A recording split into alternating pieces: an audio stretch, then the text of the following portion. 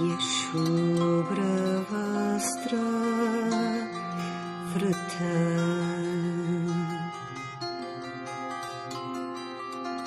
Yavina Varadandamandita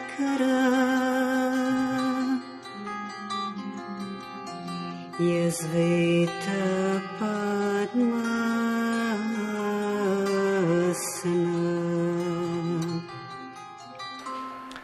Ok, pessoal, muito boa tarde a todos. Sejam todos sempre bem-vindos aqui em nosso espaço Caminho da Luz. Hoje, na sequência de nosso seminário sobre relacionamentos afetivos, Tantra, amor, sexo e espiritualidade, hoje nós vamos falar especificamente sobre o Tantra, a filosofia do Tantra.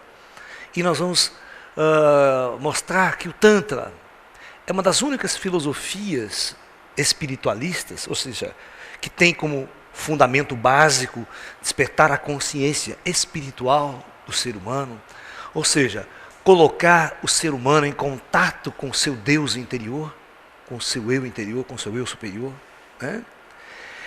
É uma das únicas correntes, praticamente no mundo, que trabalha a sexualidade com total liberdade.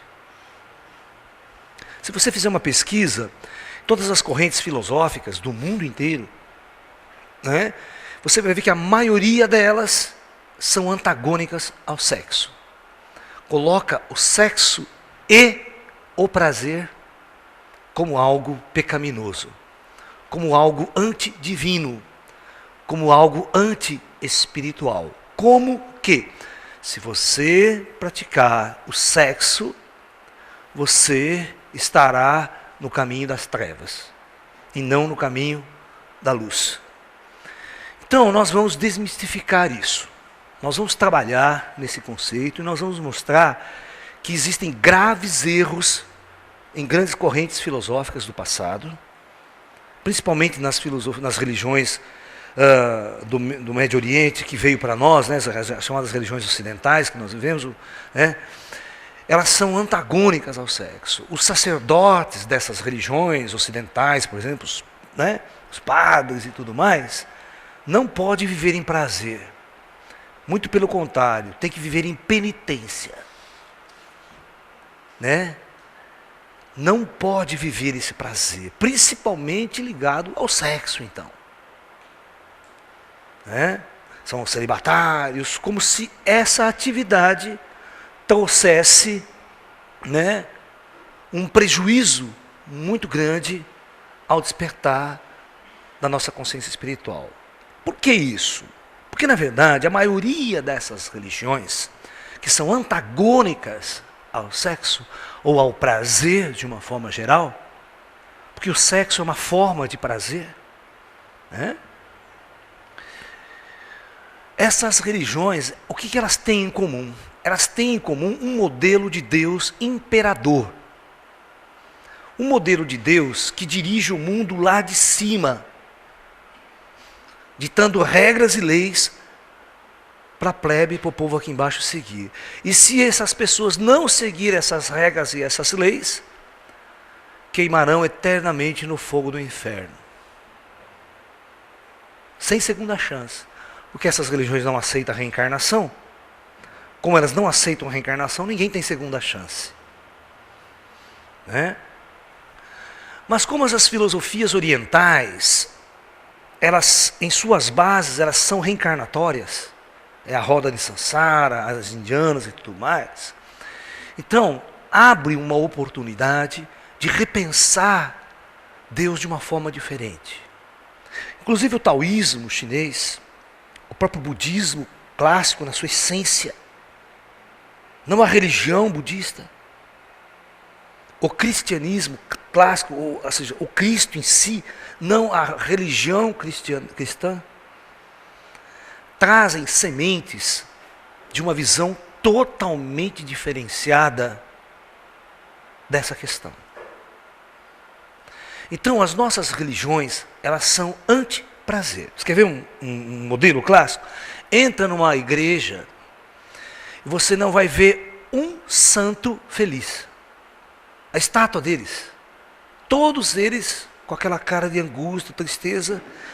E a expressão máxima do Cristo nas igrejas é ele crucificado em sofrimento terrível. Então, quando você entra num templo deste porte, você sente vergonha de ser feliz. Você não pode rir numa igreja. É como se você estivesse contrariando aquela imagem de sofrimento, aquela vibração de sofrimento desses templos. Então, criou-se uma visão de que o fato de Cristo ter sofrido na cruz e morrido por nós, para nos salvar, essa concepção de que Cristo morreu e foi crucificado e sofreu para nos salvar, cria uma visão muito antagônica no sentido do prazer. É como se nós tivéssemos que sofrer também para merecer o céu. E nós não pudéssemos viver em prazer. Ninguém consegue desenhar um Jesus Cristo sorrindo e feliz. É difícil. Eu custei para eu conseguir essa imagem aqui. Custei muito para conseguir essa imagem, para colocar na capa de um DVD meu. Dá um zoom aí. Está vendo? Que é a importância do riso e da alegria no caminho espiritual. Ou seja, um Jesus feliz. Um Jesus alegre. Eu não consigo conceber um avatar, um cara iluminado, transcendente, que não sorria, que não seja feliz, que não seja realizado. Vocês conseguem? Você vê os indianos na filosofia hindu clássica mesmo, Krishna, por exemplo, eu nunca vi uma pintura de Krishna triste. Krishna sempre está dançando, um monte de mulher em volta, sempre feliz, e mulherada à vontade, né? O que não falta é mulher, né? Você está entendendo? Agora, vocês nunca viram um desenho, uma pintura de Jesus abraçado com uma mulher, sorrindo e feliz, ou beijando uma mulher. Krishna, você vê Krishna abraçado com Radha, né? Beijando. Na capa do meu livro mesmo, né? É um exemplo clássico disso, aqui é Krishna e Radha, a sua mulher. Né? Vocês estão entendendo? Dá para vocês focar aí? É isso aí, ó. Krishna e Radha no namoro. Né? Vocês estão entendendo? Então, aqui, as filosofias indianas são diferentes com relação ao sexo e em relação a essa questão da felicidade, com relação aos seus avatares. Já a filosofia judaico-cristã, ela tem uma visão, por causa da sua própria cultura, essa visão de antagonismo à felicidade, ao prazer, né? Como se o prazer fosse algo antidivino. Você não pode sentir prazer. Jesus sofreu, você tem que sofrer também. Então essa visão é uma visão que nós temos que começar a transformar nesse nosso novo processo do terceiro milênio. A filosofia espiritual do terceiro milênio tem que ser uma filosofia de grande transformação.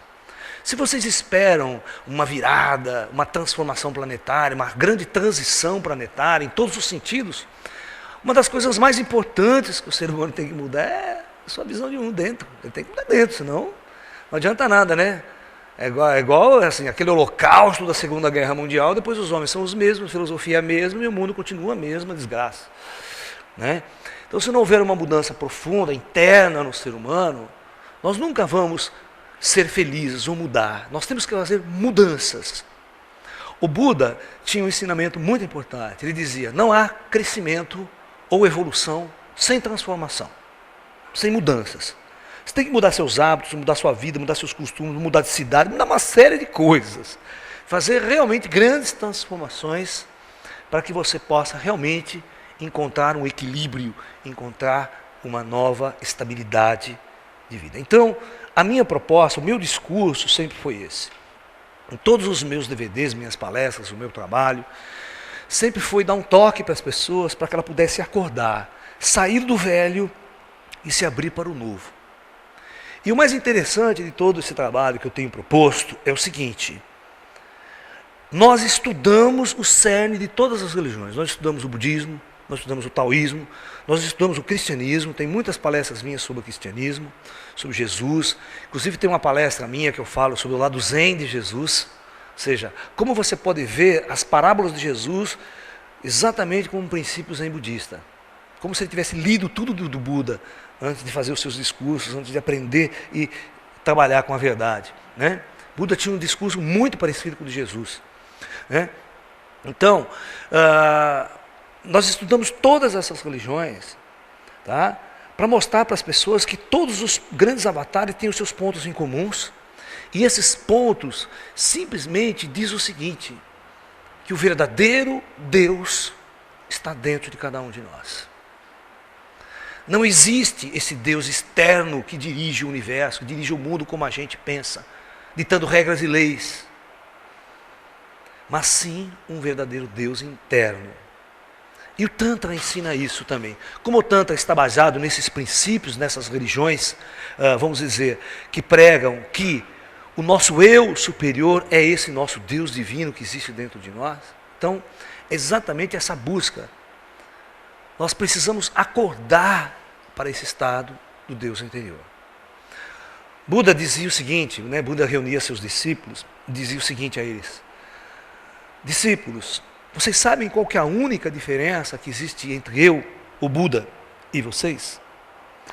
Eles diziam assim, a única diferença é que eu sei que eu sou um Buda, e vocês ainda não descobriram que são Budas. Essa é a única diferença. Mas todos nós somos deuses. Todos nós somos Buda. E existe um cumprimento indiano muito clássico em função disso, que é o Namastê, que é eu saúdo o Deus dentro de você. O meu Deus saúda o seu Deus dentro de você. E quando nós estudamos de uma forma mais ampla, até essa nossa proposta da física quântica e espiritualidade, tentando explicar esses princípios fundamentais da cosmologia e tudo mais, mostrando que, na verdade, tudo é uma unicidade. Deus, se encontra numa unidade. Todas nós somos partículas divinas, manifesta num universo mais denso da matéria.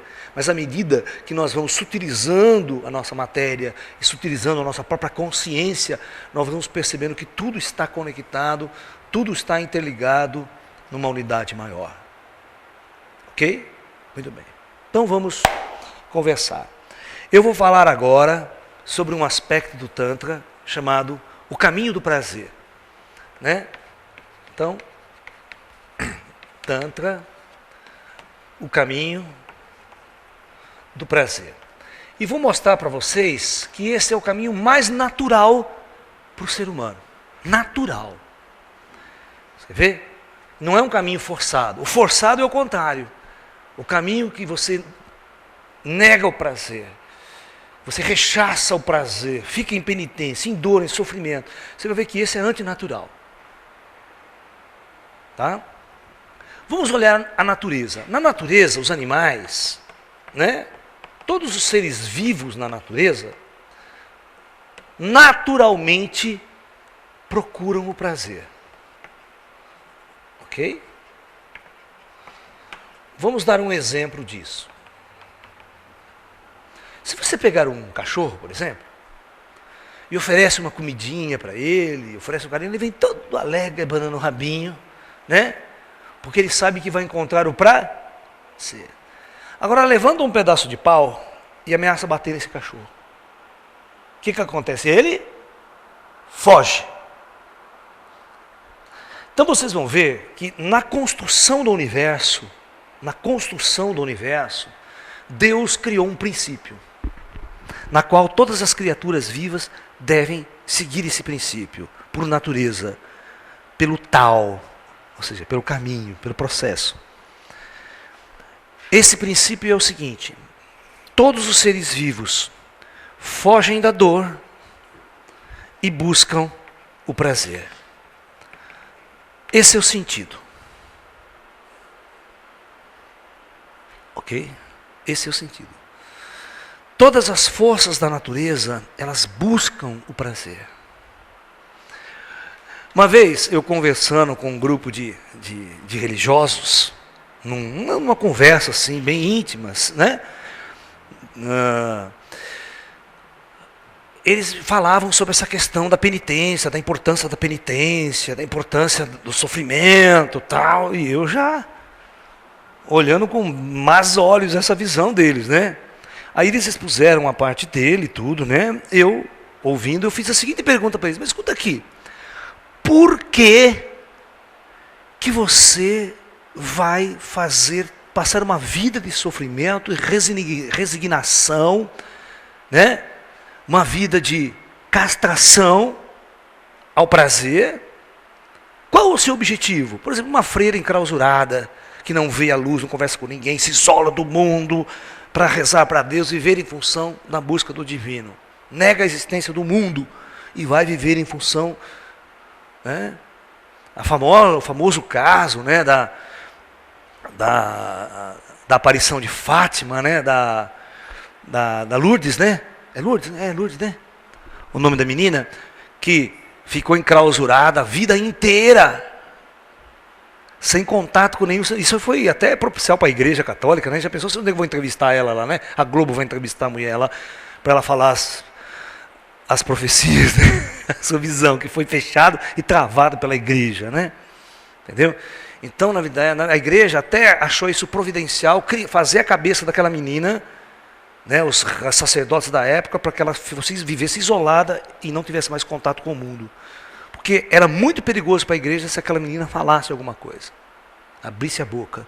Então, convenceu-se de que ela teria que viver uma vida de resignação, de prostração, de sofrimento e tudo mais, como se isso agradasse a Deus. Mas na nossa discussão, nesse grupo de religiosos, a minha pergunta forte sempre foi: mas por que vocês fazem isso? É porque o nosso desejo é, após a morte, entrar no reino dos céus. Falei: muito bem, gostei desse negócio aí. Aí eu falei para eles: mas o que é que tem no céu que você se esforça tanto para ir para o céu? Essa foi a minha segunda pergunta.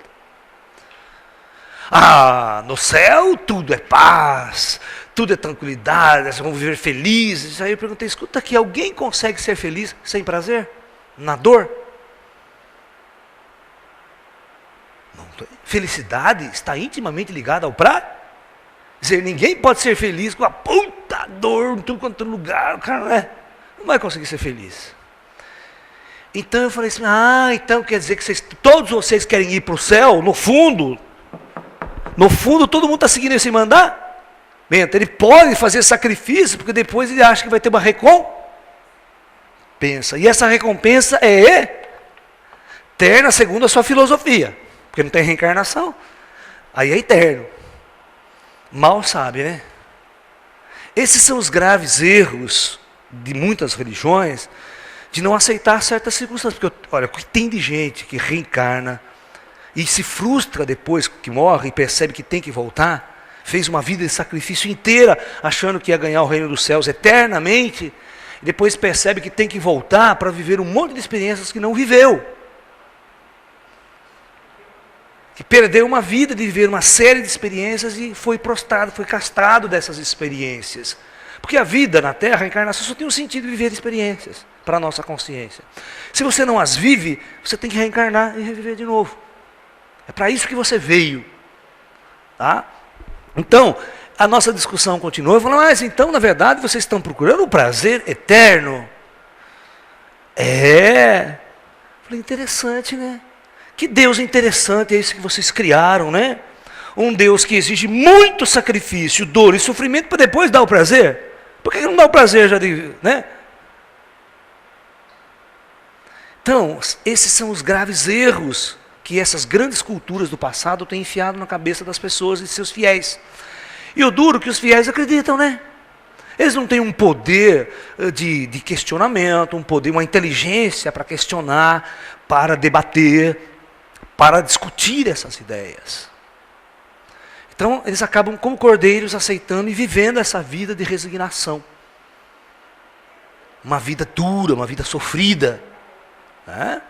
Então, é importante nós atendermos o seguinte: por que eu vou viver uma vida de sofrimento porque eu estou querendo, no fundo, prazer e felicidade eterna? Então, vamos entender uma coisa: será que esse seu modelo de Deus é que não está distorcido, está errado? Essa sua religião não está ensinando coisas que não deveriam ser? Será que você não pode viver o prazer desde o princípio? E ir para o céu em prazer? Ou entender que toda a vida é o céu, que o céu está dentro de cada um de nós. Quando você perguntava para Jesus, né? Mestre, aonde se encontra o reino dos céus? Jesus sempre repetia a mesma frase: o reino de Deus se encontra dentro de cada um de nós. Os céus se encontram dentro de cada um de nós. Logo, o inferno também se encontra onde? O inferno é o que você faz em sua vida. Então essas pessoas acabaram fazendo uma vida de sofrimento, de angústia, de prostração, de frustrações. Por quê? Elas próprias criaram um inferno em suas vidas, acreditando que esse inferno, essa vivência em dor e sofrimento levaria ela ao céu. No entanto, o Tantra já nos ensina desde cara que nós podemos criar o céu em nossas vidas a partir de agora. Não tem que esperar amanhã nem depois. Entendeu? Então, esse aspecto é importante e é isso que nós vamos vivenciar. Então, se você vê na natureza, todos os animais, todos os seres vivos buscam o prazer. É como se fosse uma linha evolutiva no universo, né? E olha que interessante. Comer, vamos ver o ato de comer. Você quer ver que interessante? Alimentar-se. Então, o ato de se alimentar. Todos nós sabemos que alimentar é a fonte da vida. Nós precisamos nos alimentar para viver, ok? Então, a própria natureza associou o ato de se alimentar ao prazer. Já pensou se fosse muito sofrido comer? Fosse ruim comer? Se o alimento que a gente fosse comer fosse uma coisa terrivelmente ruim? Cada vez que você vai se alimentar, é aquele sacrifício, aquela penitência. Eu garanto para vocês que não teria gente gorda nesse mundo. E muita gente adoraria morrer de fome. Mas a natureza sábia, sabendo os mestres, os engenheiros siderais que projetaram esse corpo biológico para implantar na superfície da Terra, sabendo que todos nós vamos buscar o prazer independentemente de qualquer coisa, eles associaram o ato de se alimentar ao ato de prazer. Aí ele sabia que estava preservada a espécie. Todo mundo vai comer. E todo mundo vai procurar comer todos os dias. Você solta um cachorro, ele vai procurar comer. Ele só quer comer. Parece que animal só vive para comer e fazer sexo. Comer e fazer sexo. É só prazer. Então ele vai buscar o que dá prazer a ele. Então, alimentar é prazer. Você vê, as crianças, Freud descobriu muito cedo, olha que interessante, Sigmund Freud descobriu muito cedo uma coisa chamada libido infantil. Ele descobriu que todos os mamíferos até, e o homem nessa classe, quando nasce, tem a libido sexual, ou seja, o prazer sexual na boca. Chamada fase oral.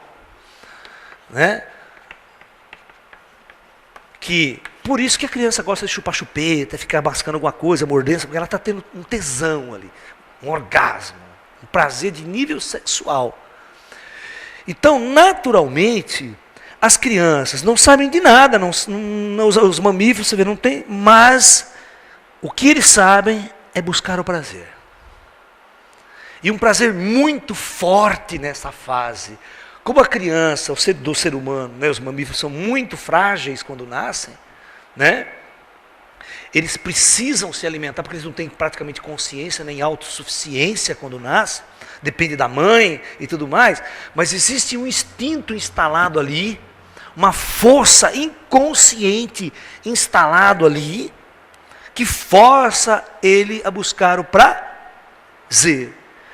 E os engenheiros siderais sabem que a natureza vai seguir esse princípio, portanto, coloca o ato de se alimentar como exatamente um ato de prazer.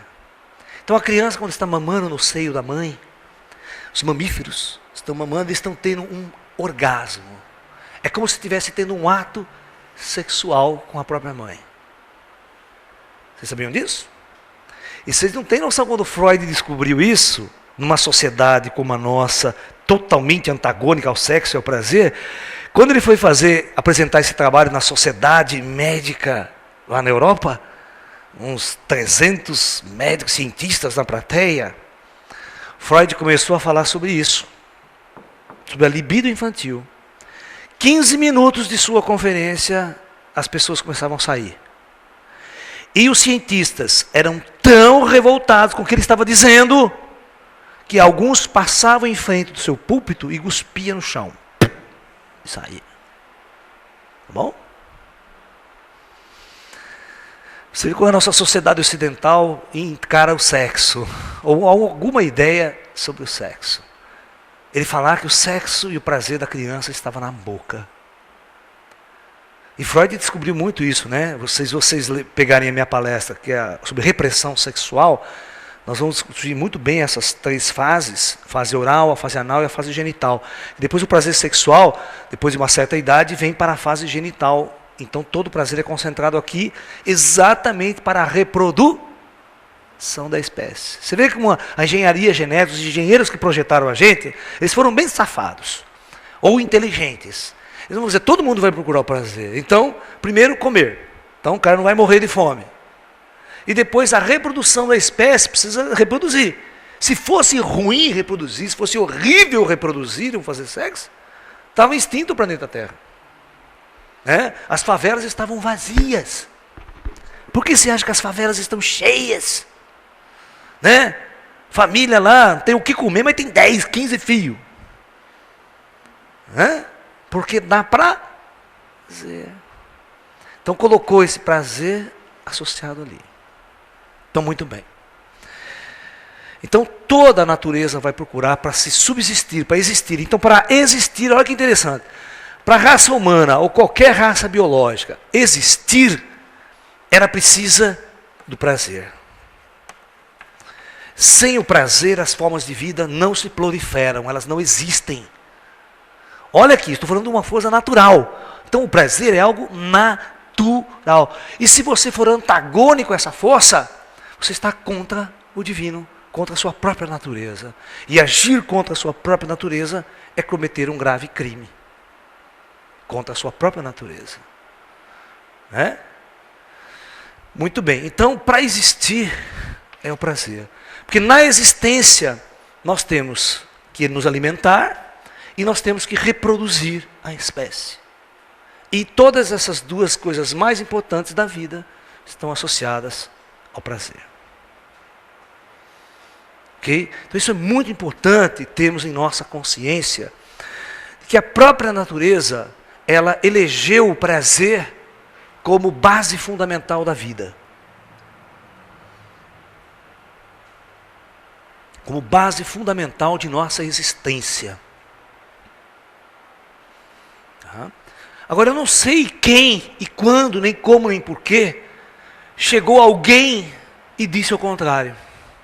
E convenceu toda a humanidade de que era o contrário. Reis, sacerdotes, no passado.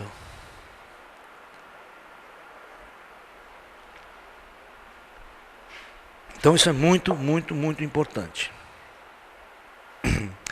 Agora nós vamos ver quais as formas de prazer que existem na vida. E as formas de sofrimento, de angústia. Vamos ver, interessante. Então eu faço isso num gráfico, para nós entendermos o que significa o sexo dentro disso daí. Então eu vou pegar um gráfico, tá? Desenhar um gráfico aqui assim. Nesse eixo aqui, que eu sou cientista, então eu gosto de mexer com gráficos. Eu vou colocar intensidade do prazer. Ó, isso, IP é intensidade do prazer. E aqui, nesta abscissa, eu vou colocar tipos de prazer. Então, se eu fizer uma pergunta assim para vocês, o que é que dá prazer na sua vida? Vamos deixar o sexo por último. Então, o que é que dá prazer na sua vida?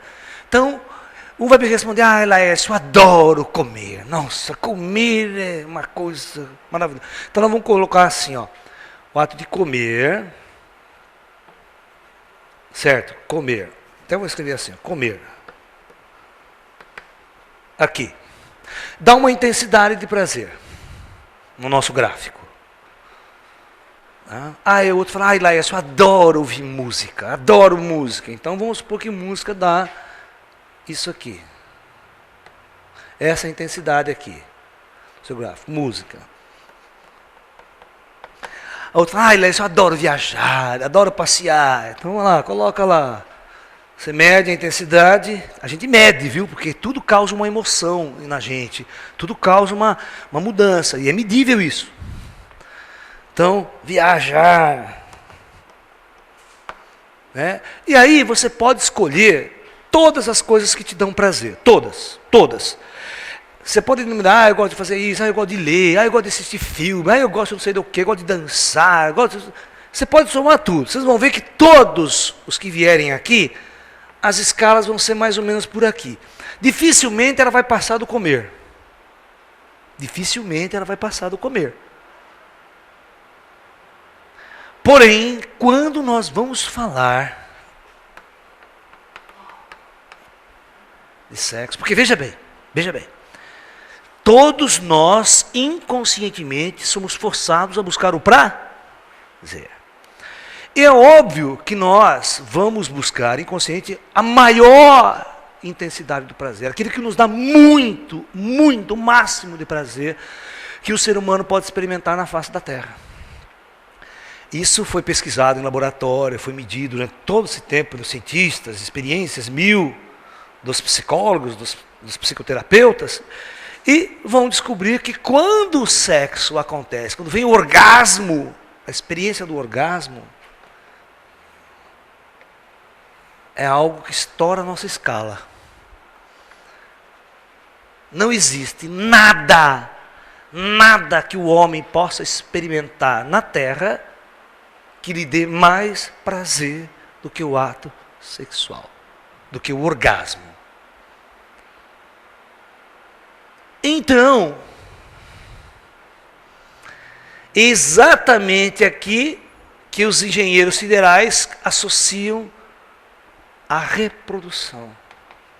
Para quê? Para garantir que a reprodução vai estar garantida. Essa espécie não vai à extinção, porque nós sabemos que todos, de alguma forma ou de outra, irão buscar o prazer maior. E esse prazer e essa busca atormenta a vida do ser humano constantemente. Por quê? Qual é a vida diária de qualquer indivíduo? Por que numa palestra, hoje uma das palestras minhas que faz sucesso, vende muito, pelo fato de vender muito, você já faz uma estatística de como anda a sociedade, né? Vocês estão me entendendo?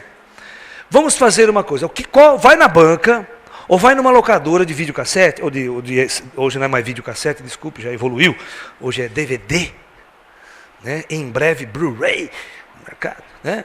Então, faz uma pesquisa, quais os temas que mais saem? Vocês vão ficar assustados, que é a parte dos eróticos.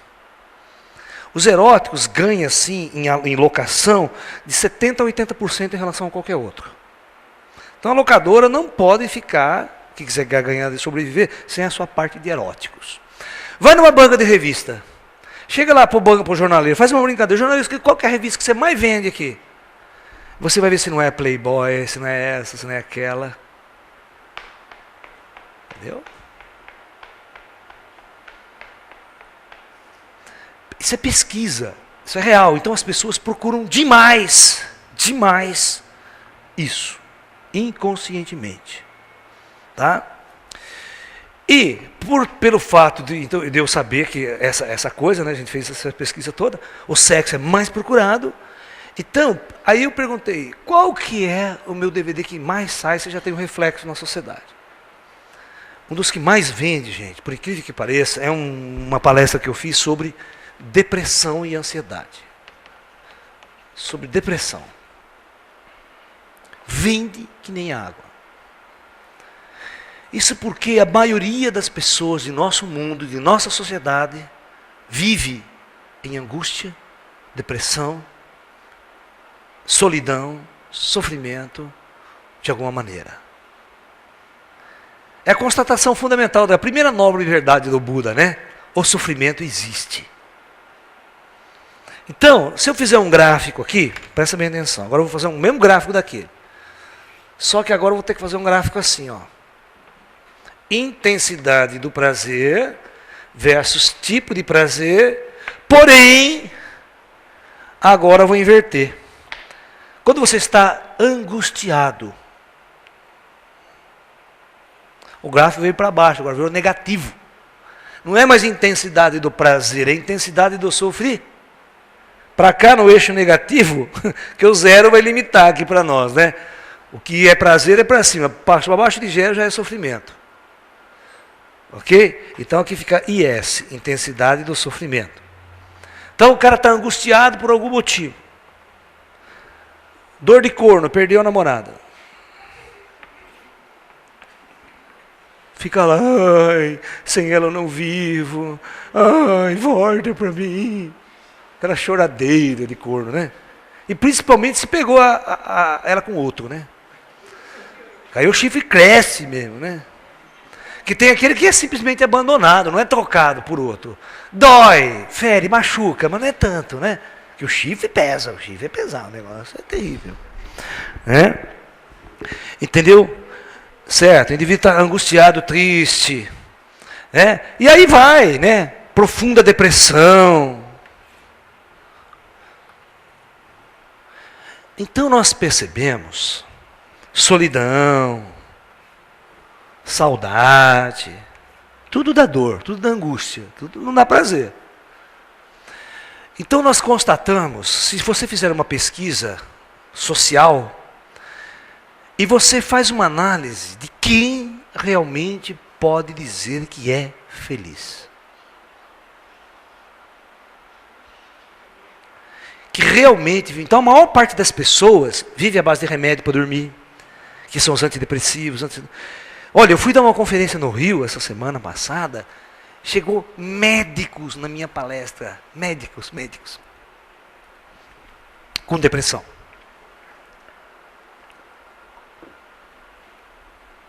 Querendo uma alternativa para sair desse estado de depressão.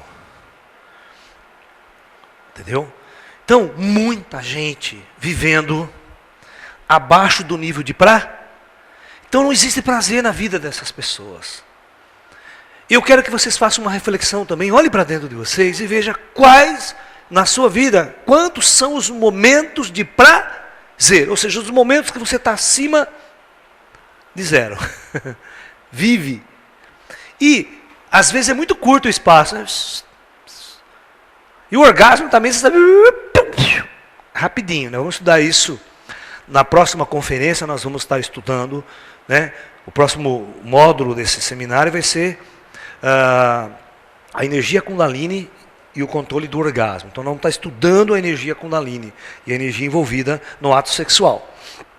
Então, gente, a maioria das pessoas vivem em estresse, angústia, depressão, solidão, saudade. E quando não estão doentes fisicamente mesmo. Doentes, com dor mesmo, real. Não essa dor psíquica, essa dor da alma, mas uma dor real, doente. Órgãos doentes, está lá no hospital, arrebentado, lá, não sai da cama. Você está entendendo? Então as pessoas vivem situações muito difíceis. Então elas começam, o prazer desaparece da existência delas, desaparece da vida dessas pessoas. Essas pessoas não conseguem viver em prazer, não conseguem encontrar mais o prazer. Não conseguem encontrar, às vezes, um parceiro, não conseguem encontrar uma forma, um jeito de estar feliz, vivendo, existindo acima do gráfico. E não importa a sua profissão, não importa a sua riqueza, não importa a sua dor. Tudo bem. Essa é uma constatação. Se você fizer uma pesquisa, você vai ver por que farmácia prolifera que nem boteco. Você chega numa cidade, no centro de uma cidade, a mesma quantidade de boteco, a mesma quantidade de farmácia. Rede de farmácia é o que mais dá lucro. E o botecão lá, a lanchonete. Por quê? O cara tem que comer, tem que buscar prazer. Então tudo que você abrir para dar prazer, você vai fazer sucesso. E tudo que você abrir para vender coisa para quem está nessa situação também vai estar muito sucesso. Né? Monte uma agência de namoro, você vai ver se fica rica. Né? Arrume o seu parceiro ideal. Né? É isso também. Você tem que oferecer. Você está oferecendo, né? Você está oferecendo comida para cachorro, né? O bicho, né? Então, essa é uma análise bem fria da situação humana ou da sociedade mesmo. Porque as pessoas, quando chegavam até mim, eu tinha assim, uma espécie de uma clínica, né? Campinas, São Paulo, as pessoas vinham me consultar, cara, o cara destruído, você não conseguia, como é que eu vou botar esse cara acima do eixo? Como é que eu vou fazer essa vida desse indivíduo virar prazer? Então, por isso que eu digo, precisa haver transformações profundas. Muito bem. O indivíduo, numa sociedade materialista, guarda bem esse gráfico aqui, que esse gráfico é muito importante, esses dois gráficos. Numa sociedade materialista, como a nossa, onde a maioria dos homens que vivem nessa sociedade são formadas pelas faculdades, pelas universidades, como androides, como robôs, como máquinas, onde a alma não existe, a alma está morta, né? Nenhum curso na sua universidade foi discutir a sua alma, a sua consciência, seu ser, foi discutir se você estava feliz ou não. Não, estava formando você para o mercado de consumo, para trabalhar numa empresa, trabalhar numa indústria, para você ganhar dinheiro. Todo mundo faz uma faculdade para arrumar um emprego. Faz uma faculdade para ganhar dinheiro. Se não tiver dando dinheiro naquele ramo, ele não faz aquele curso. Então, quais são, né, os apelos sociais, né, à sociedade? Ou seja, prazer na sociedade. Vamos ver. O que a sociedade prega? Para você ser feliz, segundo esse modelo que não existe alma, não existe espírito, não existe nada. Então, para você ser feliz, você precisa, fazer sucesso. E numa sociedade capitalista, onde o que acontece é isso, a famosa pirâmide, só existe muito pouco, ou mais ou menos 1% da civilização planetária que usufrui da riqueza do mundo, enquanto o resto, ou seja, enquanto 99% estão na mais profunda miséria. E isso, com esse modelo capitalista, modelo americano, modelo econômico que existe no mundo, na Europa, hoje vigente, isso não vai mudar.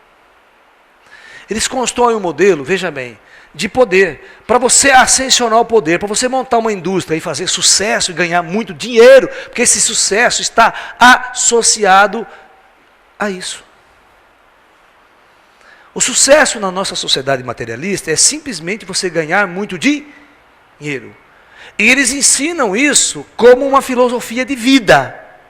Se você ganhar muito dinheiro, logo você vai ser feliz. Logo você vai viver em prazer, porque felicidade e prazer estão... Mas isso é uma mentira capitalista. Porque o quê? Se você montar uma empresa para fazer sucesso, você já vai começar a competir. Vem a grande, já detona o mercado, já fecha a sua fábrica no dia seguinte, fecha a sua lojinha no dia seguinte. Você percebeu que todo mundo só sabe fazer a mesma coisa, abrir loja? É o shopping centers. Todos os shopping centers do mundo são iguais. Todas as mesmas lojas, a mesma coisinha, tudo é moda. E aí o cara não sabe o que fazer, precisa ganhar dinheiro, fazer sucesso, abre uma loja também. Loja de roupa. Então é só isso que tem. Ou é boteco, ou é farmácia. Ninguém tem criatividade suficiente para abrir alguma coisa que não existe na Terra. Abrir algo para vender, uma coisa que não existe, que não tem. Todo mundo faz a mesma, um fica copiando do outro. Então, e outra, os miseráveis não vão conseguir ter o padrão de consumo do que os grandes que estão no topo da pirâmide. O sistema planetário não comporta. O consumo precisava depredar a natureza. Ecologicamente, você não vai produzir energia o suficiente para um Brasil inteiro consumir igual aos Estados Unidos. Você quer entender como é que isso funciona? Tira uma foto, entra no Google Earth, ou nas fotos que vem quando o planeta à noite é focalizado no espaço. Você vai ver aonde tem mais luzes acesas. Aí você vai ver quem é que consome mais. Você vai ver que é Europa e Estados Unidos, só. O resto está na escuridão total. Mas para os Estados Unidos acender todas aquelas lâmpadas, significa consumir petróleo, consumir fontes de energia e produzir os bens de consumo que a sociedade vai consumir. Isso são recursos naturais que você tem que depredar na natureza. Imagine fazer o Brasil brilhar e a África brilhar como a América do Norte. Isso destrói o planeta. O planeta já está ecologicamente destruído, já está poluído a um nível insuportável. Então, essas grandes empresas sabem disso. Então, todas essas pessoas que têm o domínio político e o domínio do poder, vão sempre impedir que essa classe atinja acima disso aqui. Então, vai ser impossível, nesse modelo capitalista, ou mesmo no modelo comunista que existia de Karl Marx, as pessoas serem felizes, ou viverem em prazer. Então o planeta já está fadado à depressão, à angústia, ao estresse, porque eles não vão chegar a esse nível de consumo. Pode. Não pode. E se você tentar quebrar essa barreira, você vai entrar em guerra. É o conflito. Por isso que o Irã começa a entrar. O Irã quer consumir, quer montar a sua indústria nuclear, quer fazer frente às grandes potências, mas vai pagar um preço. Qual que é o preço? A guerra total.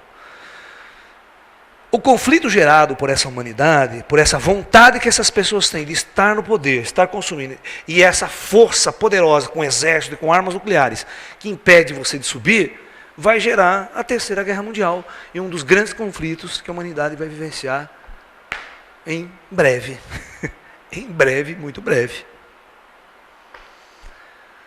Porque a humanidade, é isso que ela oferece para você. Ela não oferece alma, ela não oferece o seu espírito, ela não oferece o seu contato. A sociedade oferece a única forma de felicidade. Então as pessoas vão buscar esse tipo de felicidade. Então, todos na nossa sociedade, a maioria fazem isso, seguem esse apelo social. Vai fazer uma faculdade, arruma um emprego, trabalha 12 horas por dia, para fazer sucesso, ganhar dinheiro. Elas não estão voltadas aos ensinamentos dos grandes mestres. E como nós sabemos que ela não consegue atingir o sucesso, a fama, o poder, portanto, nós temos uma sociedade assim, nesse gráfico. As pessoas não conseguem atingir o sucesso por esse apelo. Malemar consegue manter o seu emprego. Né? Dá uma crise nos Estados Unidos, crise de um monte de ladrão. Essa crise que existiu no mundo de americano são crises de bandido. Se você fizer uma análise, são bandidos e ladrões que sacanearam, roubaram todo o sistema econômico americano, saíram com as bolsas cheios e deixou todo mundo a ver navios. Aí quem é que paga a conta? Vê se tem algum banqueiro americano preso. Entra em colapso. Então essa é a grande sacanagem, gente. Esses caras que roubam e que quebram economicamente o planeta, não tem nenhum preso. Muito pelo contrário, o governo dá mais dinheiro para os caras. Não, dá dinheiro para esse banco, vamos salvar ele, vamos salvar aquele. Esse é o modelo dos poderosos. Eles não caem daqui. Mas o coitado que está aqui embaixo, passando fome na África, no Brasil, no terceiro mundo. Então, eles anseiam por uma felicidade, por um sucesso e não conseguem. Quando eles não conseguem, como que eles começam a viver? E começam a viver em angústia, em dor, em sofrimento. E aí vai consumir os remédios antidepressivos, anti-não sei o quê, anti-estresse. É claro, né? O cara ele fica louco, ele tem que trabalhar 12 horas por dia que nem um louco para poder sucesso, ganhar um dinheiro, monta uma empresa. Aí vem uma coisa chamada estresse.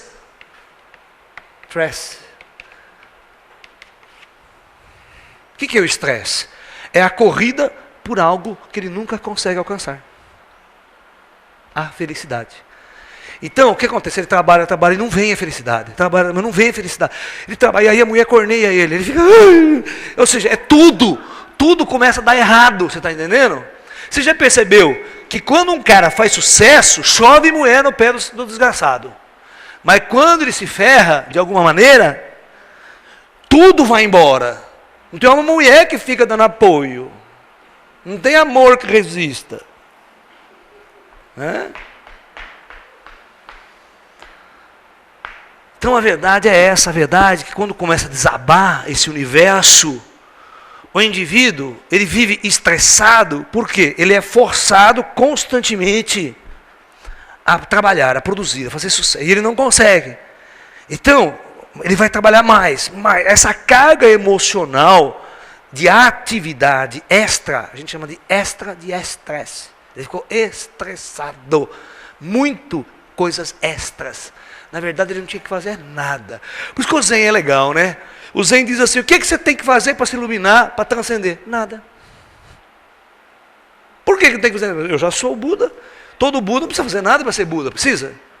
Então, o que eu tenho que fazer? Só descobrir. Então relaxa, então fica quieto. Vamos meditar, vamos voltar para dentro. Zen, o que nós vamos descobrir? Uma hora o meu Deus aflora. Então, você vê que coisa legal, que puta ensinamento, né? Você não precisa fazer nada. Aqui na sociedade, para você ser feliz, o que você tem que fazer? Tudo! Você tem que trabalhar 24 horas por dia, você tem que fazer tudo, se matar, se estressar, estudar que nem um louco, fazer faculdade de prova e competir com todo mundo. Tem que competir com todo mundo. E tem que ser o melhor. Você tem que chegar em primeiro lugar. No esporte, então, se você sucesso, tem que ser o primeiro. O segundo, ninguém liga. E aí, você tem um universo de pessoas com essa carga. Não é feliz, não encontra felicidade e não vive em prazer. Aí cai nessa faixa. Nós temos uma sociedade de doentes. Nós não temos uma sociedade de pessoas felizes. Vai lá no Oriente Médio, uma sociedade de ódio.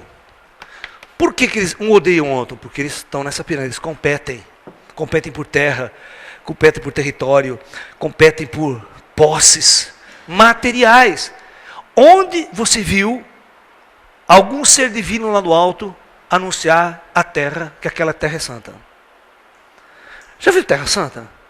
Quando eu converso com os espíritos superiores nos meus contatos, é óbvio que eles dão risada dessa situação, né? É só um ser muito primitivo pode achar algum lugar na terra santo. E se esquecer que o divino está dentro dele, não fora. Aí vão lutar pelo lugar sagrado, né? Jerusalém, lugar sagrado, vão lutar até a morte. Você acha que Deus quer isso de vocês? Que vocês lutem até a morte, odeiem o seu próximo por causa de um local geográfico?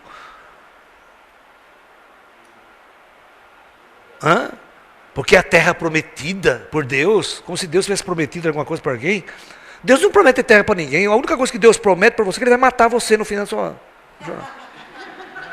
Isso é uma promessa que não vai falhar.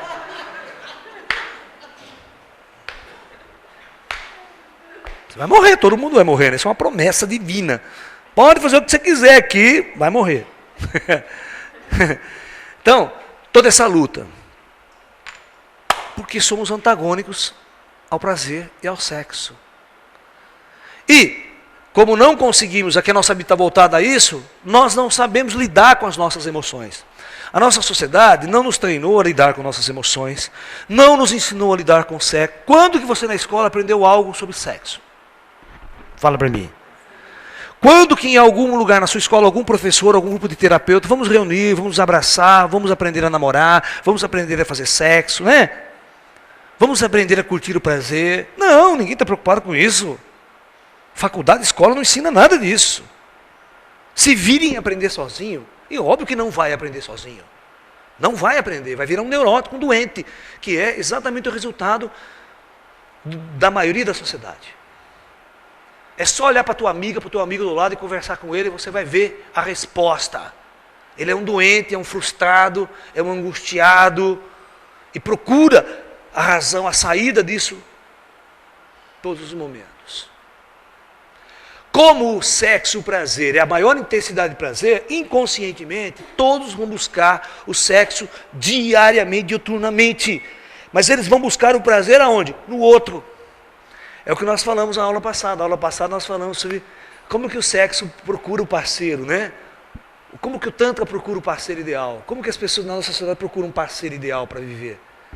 De uma forma totalmente distorcida. E vai procurar onde? Numa sociedade de doentes, né? Logo vai achar um doente igual a ele. Ele é doente, perturbado, vive à base de remédio, vai procurar um outro do mesmo jeito. Por isso que dá aquelas músicas dor de cotovelo, né? Ai, ela me abandonou, ela me deixou. Aí bebe, né? Aí o desgraçado bebe. Bebe para esquecer. Né? É verdade. Então, vamos entrar agora num ponto que eu acho muito importante, que é a filosofia fundamental do Tantra. A gente dá risada porque a carapuça serve. Né? Serve. Você fala, puta merda, serve. Eu sou assim, né? Eu vivo assim. Porque realmente as pessoas não vivem em prazer. Os prazeres são pequenos momentos da vida. Eles não são estendidos. A gente sai daquele pico de prazer e cai. Sai do pico de prazer e volta. E faça uma análise da vida de vocês. Quanto tempo vocês ficam na parte superior e quanto tempo vocês ficam na parte inferior de suas vidas? Tempo mesmo. E aí, no final da vida na Terra, vocês fazem uma análise de quanto tempo nós vivemos em prazer. E quanto tempo nós nos arrastamos na superfície desse mundo. É verdade. Uma vez, eu em contato com os espíritos superiores, eu fiz um pedido a eles, que eu sou uma pessoa que sempre gostei muito de ufologia, de ET, dessas coisas, tal, né? E eu tinha contato psíquico com esses mestres orientais, né, com esses espíritos superiores. E eu perguntei assim para ele, mestre, o senhor poderia me ensinar sobre essas coisas de extraterrestre, de ET e tudo mais, né? A resposta dele foi simples, como toda uma resposta de um grande mestre zen, quando observa uma pessoa doente como nós. Imagine um cara lá do plano espiritual superior, conhecendo tudo, né? Entrando em contato com um ser doente, depressivo e angustiado, como qualquer um de nós desse nível planetário. E aí você faz uma pergunta dessa. Sabe qual foi a resposta dele? Ele falou assim, olha, meu filho, antes de você caminhar pelas estrelas, você precisa aprender a andar sobre a terra, porque você rasteja sobre a terra.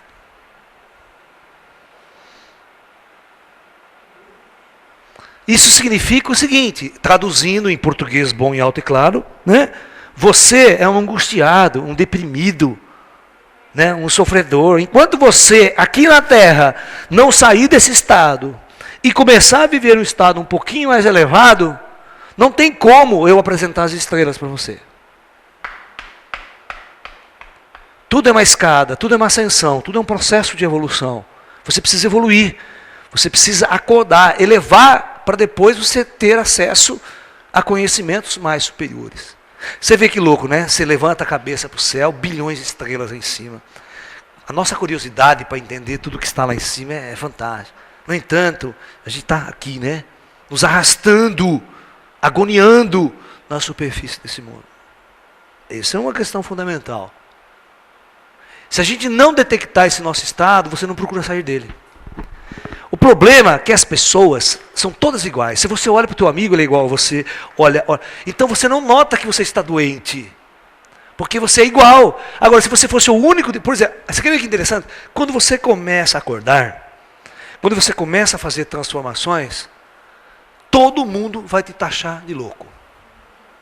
Porque você começa a ficar diferente. Você começa a acender incenso em casa. Você começa a ler um livro que ninguém lê. Você começa a fazer coisas, ser vegetariano, coisa que ninguém é. Todos os seus amigos em volta não é. Começa a estranhar. Opa, você está ficando louco, cara. Você está ficando falando. O que está acontecendo com você? Não quer comer mais carne, não quer mais ir para churrasco. Não quer mais ir para o jogo do Corinthians. Né? Não quer mais ir para a balada beber com a gente. Quer ir caçar UFO, disco voador de noite, fazer meditação. Está começando a ver espírito, falar com o espírito interna? Não, não pode. Um cara desse não pode existir na nossa sociedade. Primeiro que nota é a mãe. A mãe fala, ai, meu filho está louco. Não, meu filho não vai mais na igreja, não sei o que tem. Então, gente, por isso que eu falo, quando você começa a ser um pouquinho diferente. Por isso eu tenho uma frase muito interessante que eu uso no show do Raul Seixas, quando eu falo. Quando alguém te chamar de louco, pode ter certeza que você está no caminho certo.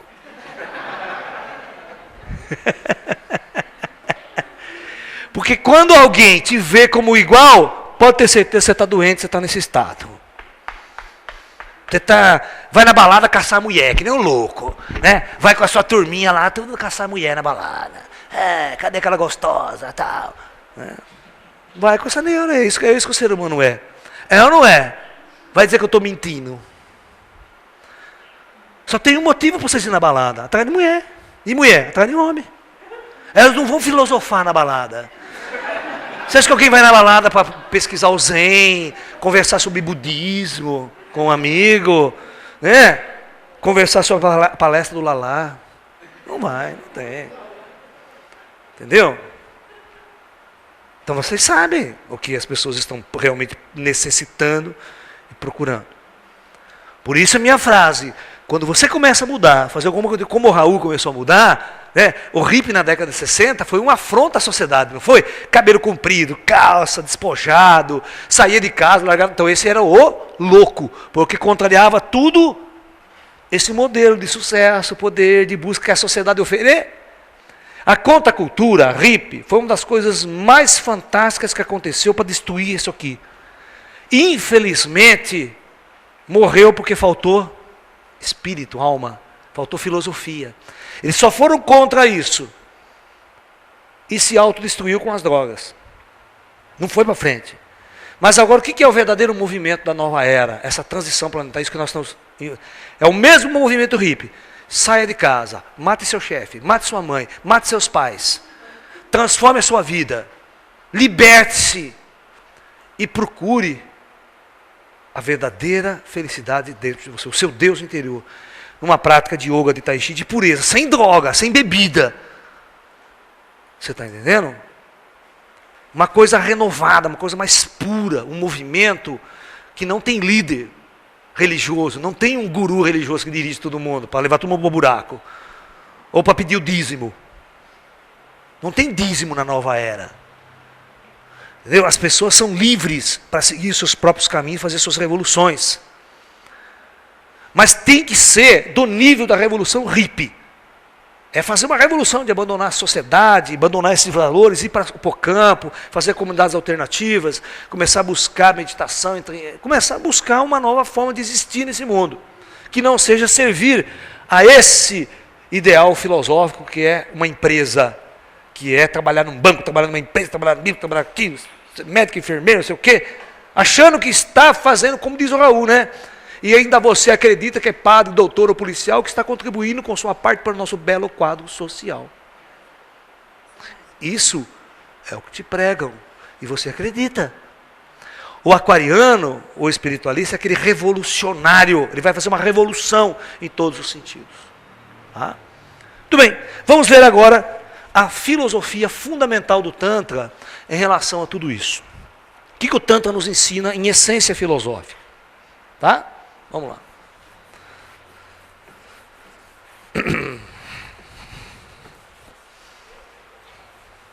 Muito bem. A filosofia do Tantra. Então vocês vão ver que nos aspectos fundamentais ela difere completamente das religiões ditas ocidentais, ou que está no Ocidente. Ok? Então, primeiro, tudo é divino. Se você tiver com qualquer dúvida, você volta ao primeiro item. Volta ao primeiro item. Você vai ver que o primeiro item mata todas as charadas. O primeiro item é esse, tudo é divino.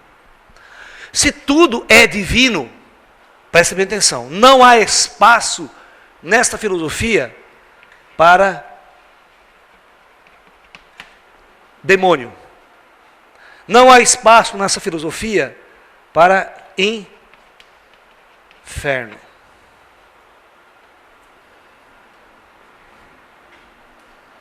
Tá? Tudo é divino. Nesse princípio, você tem que ver, tudo é Deus manifesto. Então, qualquer coisa que você observar na natureza é manifestação de Deus.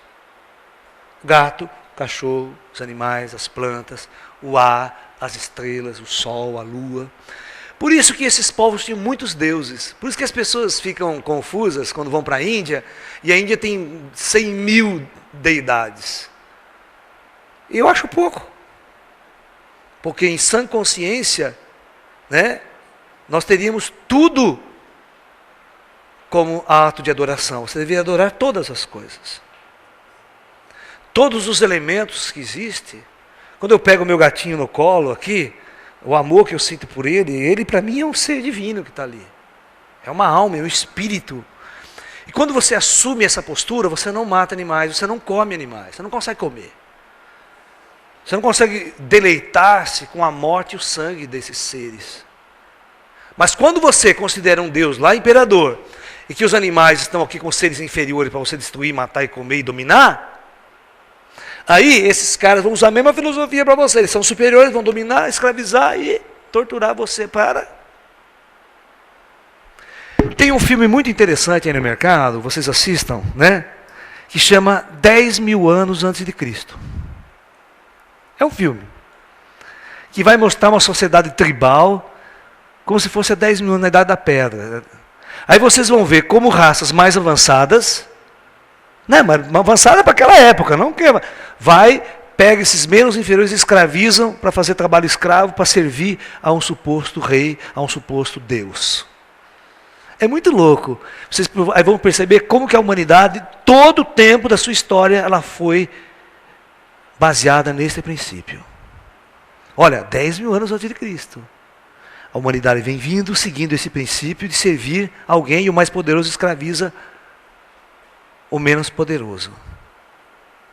Até que haja uma revolução, até que haja uma rebelião, até que ele próprio se liberte daquela condição.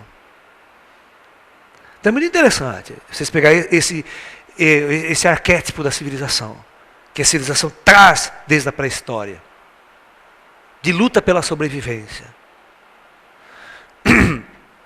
Então, nesse princípio, tudo é divino. Se tudo é divino, o outro é divino. É igual a você. Se ele é igual a você, você vai ter que tratá-lo, respeitá-lo dentro dessa ordem de grandeza. Esse é o primeiro ensinamento tântrico. Logo, você é um ser divino. Tudo é divino. Então, vamos colocar assim, eu sou divino. As outras religiões já partem do seguinte princípio. Eu não gosto de citar às vezes diretamente a religião aqui, porque algumas pessoas podem achar que eu estou fazendo uma apologia contra aquela. Não, eu sou contra tudo. É isso que vocês têm que aprender do Laércio. Eu sou contra tudo. Não sou contra aquela. Eu sou contra tudo. Eu sou a favor de voltar para dentro. Porque todas essas religiões são externas. São reis, imperadores, pastores, tudo que quer dominar você, quer doutrinar você, quer fazer de você escravo. Não, o meu ensinamento é o ensinamento da essência de certas questões. Busque Deus dentro de você e você se liberta de tudo. Tá? Tem algumas religiões, vocês vão saber qual é, que já diz que você já nasce pecador, né? Você já nasce com o pecado original. Então você já não... Imagine para essas religiões você achar que você é divino. Eu sou Deus, padre. Tá morto, rapaz, expulso. Não. Entendeu? Não, aí eu tenho que chegar assim, não, padre, eu sou pecador. Eu preciso me redimir, o senhor tem que me confessar, me liberte, padre, eu sou pecador. Você vai assim, nessas religiões. Mas no Tantra não. No Tantra você já entra formado. Você já começa pelo fim. Porque nessas religiões você tem que se tornar um ser de luz. Você tem que fazer uma puta penitência, uma puta jornada, para chegar a ser um ser de... Não, no Tantra a gente já começa pelo começo, você já é. Você não tem que fazer nada para se tornar. Então você já é. A única coisa que você tem que fazer é descobrir isso, porque jogaram todo esse lixo em cima de você, aqui da sociedade, dizendo que você não é nada disso. Que você tem que fazer sucesso, poder, blá, blá, blá. Todo esse lixo que a sociedade enfiou em vocês, todos os cursos universitários que vocês fizeram, só serviu para uma coisa: encobrir isso na vida de vocês. Esconder isso.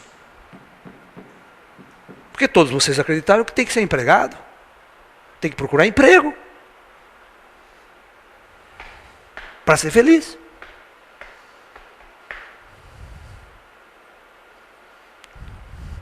E quando as pessoas brigavam com Jesus por causa disso, Jesus dava um discurso desse tipo, aí tem uns caras lá que estão brigando: Jesus, você não tem que plantar, não tem que colher, não tem que comer, não tem que sustentar o filho, botar o filho na escola, pagar aluguel, o rei vem cobrar imposto. Aí Jesus falou o seguinte: escuta aqui, meu caro, os passarinhos estão aí, os pássaros estão aí, eles não plantam, não ceifam, não colhem, não pagam imposto, não pagam nada.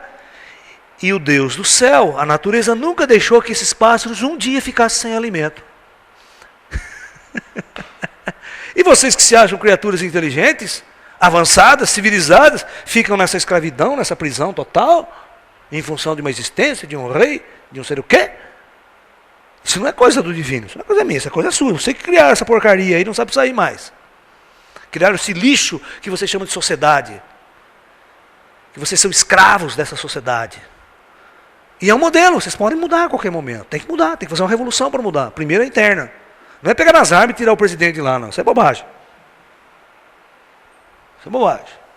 Então, começa a partir desses princípios. Eu não sou pecador, eu sou um ser divino. Já começa a mudar o foco. Ok? Vamos lá. Tudo que existe em mim é divino. Tudo. Logo, portanto, todavia, até meu pipi é divino. Se eu sou divino, tudo é divino. Se Deus pôs o meu pipi aqui, é porque eu sou de, ele também é de. Então tudo que ele faz é de. E tudo que ele pode vir a fazer. Yes! Vocês estão entendendo? É tudo uma questão de semântica. É tudo uma questão de princípios. Se você achar que isso aqui é pecado, que isso aqui é coisa do demônio, vai fundo, fala pro cara. Depois quando nós chegar no céu, nós conversa lá. Vamos ver quem curtiu mais a vida. Né? Porque é uma coisa de princípio. Se você achar que isso aqui é coisa do demônio, né? Tem que enfiar roupa, tem que esconder, é pecado, não pode. O índio não, vinha peladão numa boa, pipi de fora, né? Ou vendo o sol, as estrelas. A nossa sociedade é a única sociedade que o pipi não vê o céu nem vê o sol. E ainda nos julgamos uma sociedade civilizada. E avançada. Não existe sociedade mais doente, mais reprimida do que a nossa. Mais atormentada pelo sexo do que a nossa. Por isso que música sertaneja faz sucesso. Porque é só música de corno. Né? Só música. Vamos partir para esse princípio. Então, tudo é divino. Isso é fantástico, porque você vai ver o divino em todas as coisas. Nada precisa fazer, você só precisa acordar. Muito bem. Olha que interessante. Olha que interessante essa visão do Tantra. Olha, só existe uma polaridade no Tantra. Porque nessa filosofia ocidental, aqui, essas religiões ocidentais, é dual. Você tem o certo e o errado, o bem e o mal, Deus e demônio, céu e inferno, né? O divino, o pecador, sabe aquela coisa? Tem a polaridade, ou seja, os dois polos, os dois, o yin e o yang, como a gente chama. Mas o Tantra, olha, só existe uma polaridade no Tantra, e essa polaridade apenas é o divino. Está aqui, ó, tudo. Não tem o oposto. Não tem essa visão dos opostos. Por isso que eu já falei, não tem inferno, não tem demônio. Logo, não existe certo nem errado. Tem. E logo, não existe um Deus que vai te julgar. Porque a coisa é dentro de você, é interna. É minha própria consciência que observa os meus atos. Então, E o divino é você. Só existe uma polaridade, a polaridade do divino. E o divino é você.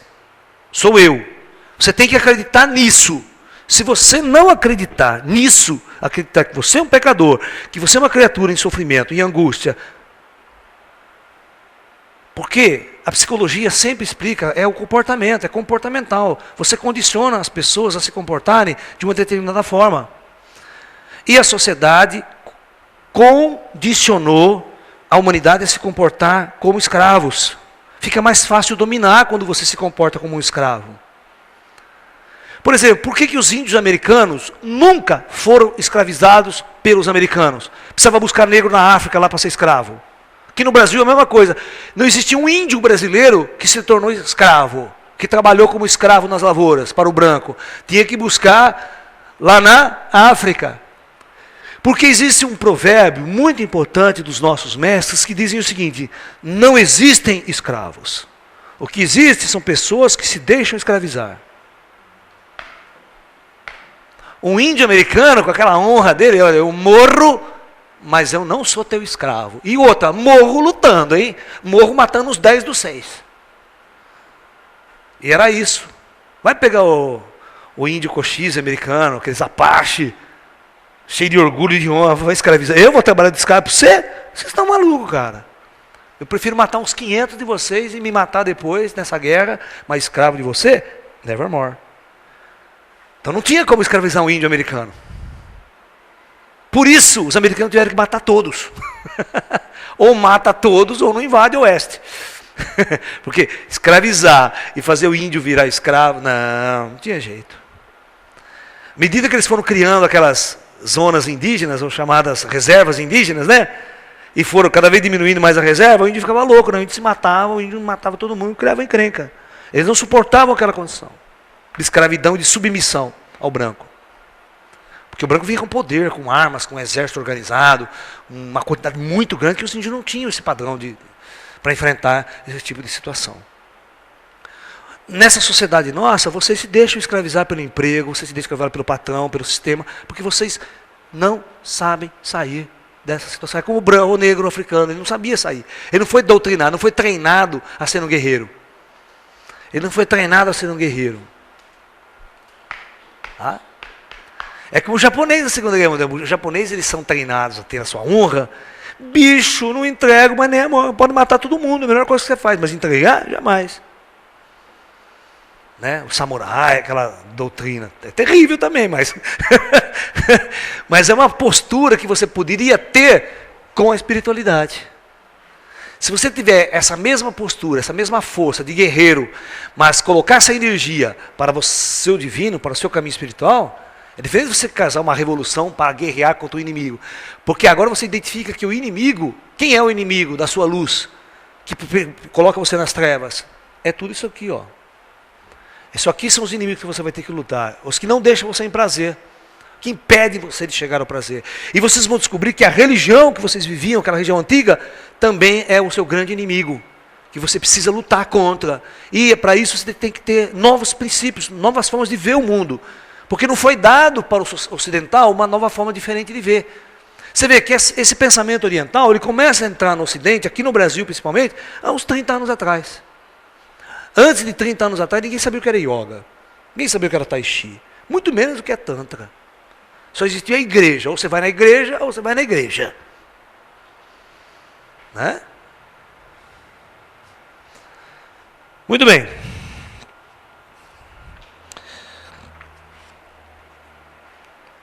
Um outro mandamento importante da filosofia do Tantra. Esqueça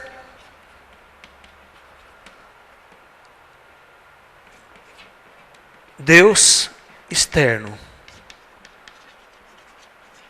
Ele não existe. Não existe nenhum Deus externo a você. Por isso, todo o trabalho oriental está centrado em... O trabalho de treinamento no mosteiro Shaolin, no mosteiro budista, clássico, daqueles mais de raiz, Zen, eu não rezo para Deus. Por isso que aqui no Ocidente a gente reza para Deus. Todo culto vamos cultuar a Deus, vamos rezar, vamos pedir para Deus nos ajudar, vamos pedir para Deus conceder uma graça, não é? Tem nada disso no Oriente, no Tantra. Por quê? O Deus não está dentro? Então você tem que aprender a conquista. Então nós vamos desenvolver a nossa força interior.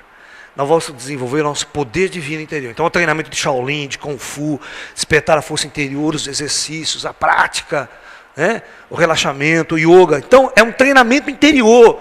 Não é formação de mendigos, que fica, de pedintes de rua, que fica pedindo a Deus todo dia, todas as coisas, a qualquer coisa. Não faz nada, ele só quer que Deus dê para ele.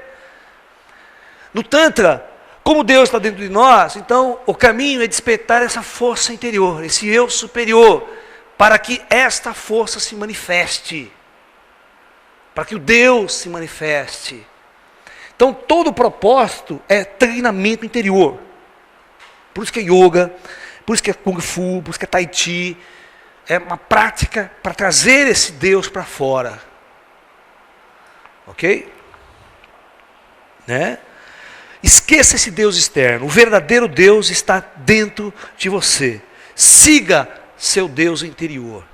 Ó, siga seu Deus interior. Logo, não é possível existir uma religião aqui. Por isso que em Shaolin tinha um princípio que, vamos entrar no mosteiro, tinha um texto aqui assim na parede. Aqui residem 350 monges, homens. Do outro lado da parede, aqui existem 350 religiões. Vocês entenderam? Porque cada indivíduo segue o seu próprio interior. Cada indivíduo é treinado para buscar o seu interior, o seu Deus interior. Não existe uma doutrina externa, uma religião externa, um Deus externo ditando regras e leis para ele seguir. Como nos mandamentos judaicos, Deus, Moisés vai lá, recebe os 10 mandamentos de Deus e impõe para o povo as regras. Vocês estão me entendendo? Nesses fundamentos, claro, não existe isso. Por isso, essa religião aqui, ou seja, não religião, esse ensinamento de vida, não é contrário ao sexo. Por isso, eu pergunto, alguém consegue conhecer a si mesmo sem passar pelo sexo? Sem viver o sexo? Negando isso que faz parte do meu ser? Autoconhecimento significa conhecer as minhas energias. Por isso que nós vamos estudar Kundalini, esse orgasmo, esse controle, que esse trabalho com essas energias vai abrir a minha iluminação. Conseguir ativar os chakras superiores e despertar essa consciência divina que existe dentro de mim. Nós vamos usar o sexo, a ferramenta do sexo, como algo para a transcendência. Como algo do despertar. É autoconhecimento tudo isso. Quando você nega o sexo, é como se você estivesse fechando a porta da iluminação. Impedindo que as pessoas se iluminem. Aí você é escravo. Aí é mais fácil você ser escravizado. Porque existe um Deus lá em cima que dita regras e ordens, é um imperador, e você se curva, você se escraviza a esse Deus externo. Isso é o maior perigo que existe. E é o que está acontecendo com todas as igrejas crentes, com todas essas igrejas que existem por aí, os telespastores, eles escravizam as pessoas, oferecendo um Deus externo que vai resolver os seus problemas. No Tantra não existe esse Deus externo. Existe só um trabalho muito forte que você pode fazer com você mesmo de transformação, de mudanças, para te elevar e colocar numa outra condição. Esse Deus aqui, ele adora quando você perde o emprego. Agora, esse Deus dos católicos, dos crentes, todo mundo vai pedir emprego para ele. Quando perde o emprego, vai lá na igreja, no centro espírita, arruma um emprego, não sei o que tem. Os princípios são muito diferentes. Porque esses mestres superiores, veem quando você perde o emprego, é uma oportunidade de você sair dessa pirâmide, dessa condição. Você fazer transformações, você fazer mudanças. Porque você vai procurar uma forma alternativa de existir que não seja imposta pela sociedade. É muito difícil para vocês que se formaram, tiraram um diploma, são rotulados, largar tudo isso. Porque o condicionamento é muito forte. Fazer mudanças e transformações e viver de um jeito diferente. Né? Eu fiz isso. Me colocaram um diploma de cientista, de físico, cara importante, inteligente. Aí eu peguei tudo isso, joguei tudo fora, agora eu vou viver assim. Vou viver zen, tranquilo, por meio do mato, meditando, buscando eu mesmo. Isso é uma enganação falando que eu sou físico. Eu não sou físico. Eu sou uma coisa muito diferente de físico. Eu estudei um pouco de física, isso é diferente. Mas eu não sou físico. Você está entendendo? Eu sou uma outra coisa.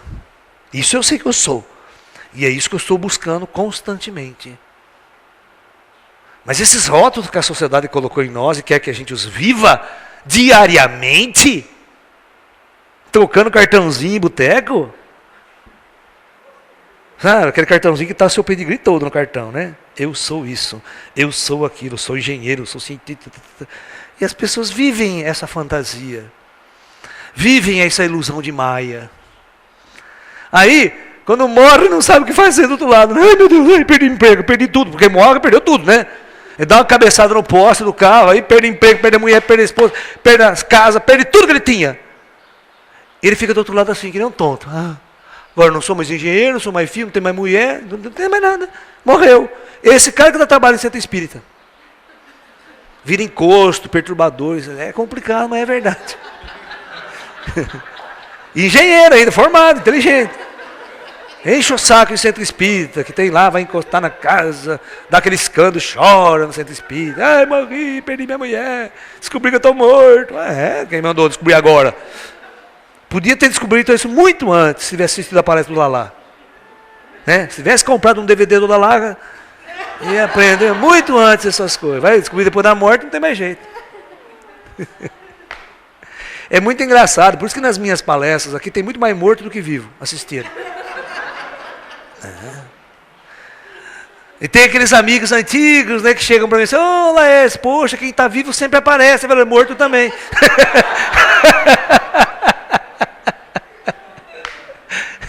E morto é o que mais aparece, mais do que vivo.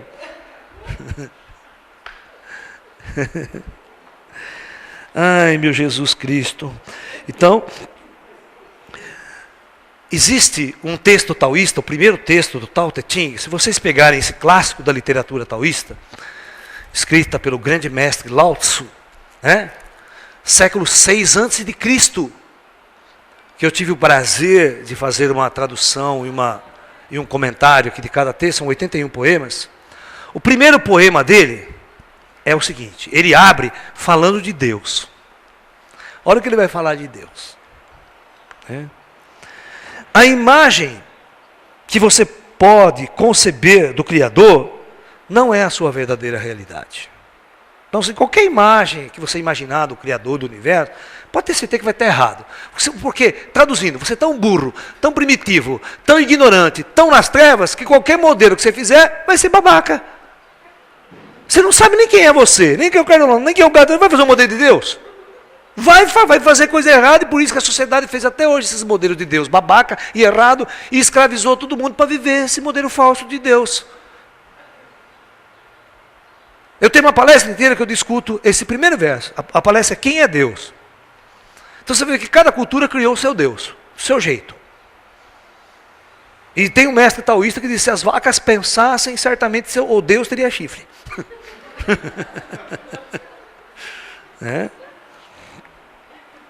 Olha lá.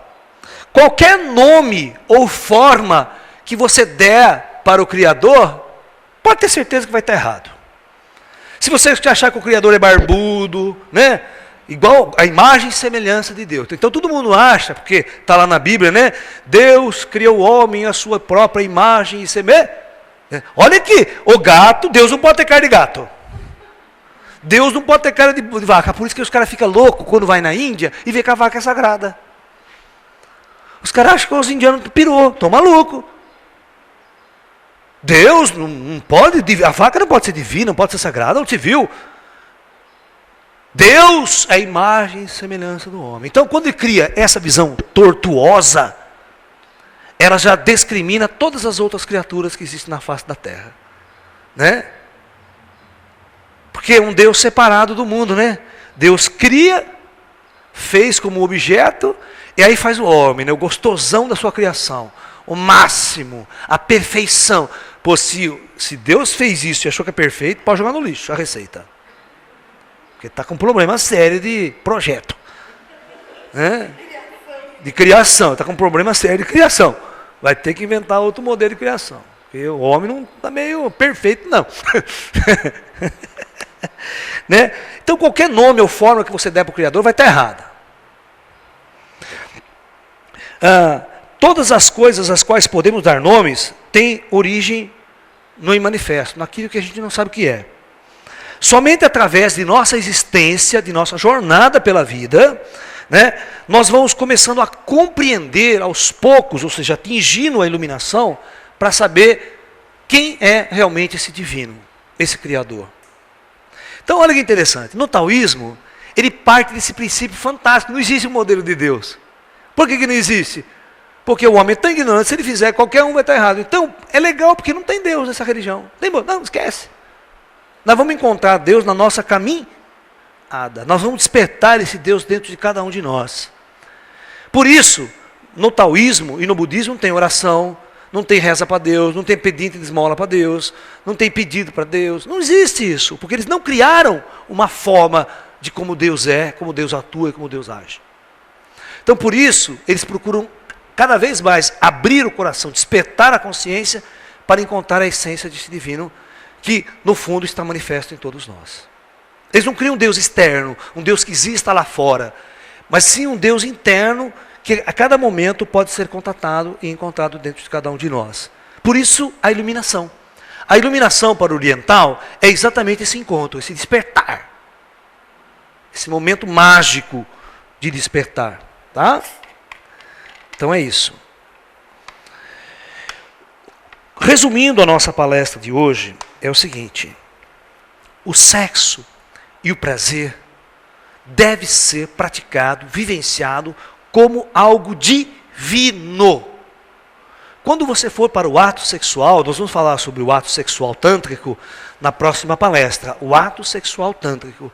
Vocês vão ver que nós vamos estudar esse ato como algo divino, como algo maravilhoso. Não como algo pecaminoso, como algo feio. As pessoas da nossa sociedade avançada e civilizada se escondem para fazer sexo, né? Se esconde, se fecha, apaga a luz, ninguém pode ver, ninguém pode saber, pai não pode saber, mãe não pode saber, ninguém pode saber que ele está fazendo sexo. Ele tem que se esconder. Quando você vai para um ato divino, isso é maravilhoso, isso é belo. Não tem que ser tão fechado, tão agonizante, tão cheio de medo e pavor, mas sim, o prazer é divino. Vivam intensamente o prazer sem culpa. Seja feliz sem culpa. Deus, se tem um mandamento que Deus deu quando encarnou você aqui, só foi um. E isso é um cara do plano espiritual que me ensinou. Ele chegou assim para mim, o mestre, falou assim: olha, filho, só tem um mandamento que Deus nos dá quando nós chegamos a esse mundo. E o mandamento é: vá e seja feliz. Só esse, mais nenhum. Então é isso. Esse é o resumo do nosso assunto de hoje, desse módulo 5 desse nosso seminário, ok? Tantra, o caminho do prazer e o caminho do divino, né? Então, namastê, muita paz. E até o próximo encontro, e até um próximo bate-papo. Paz.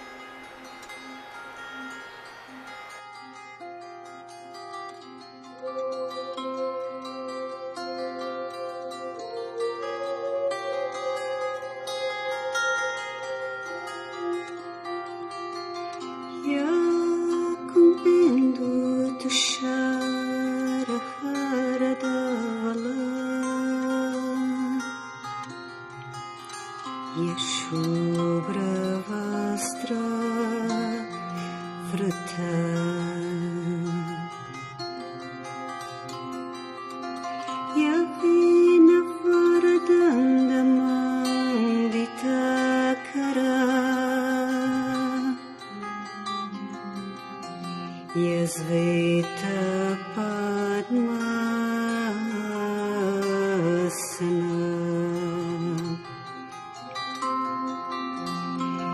Yashut Shankara Prabhrutvi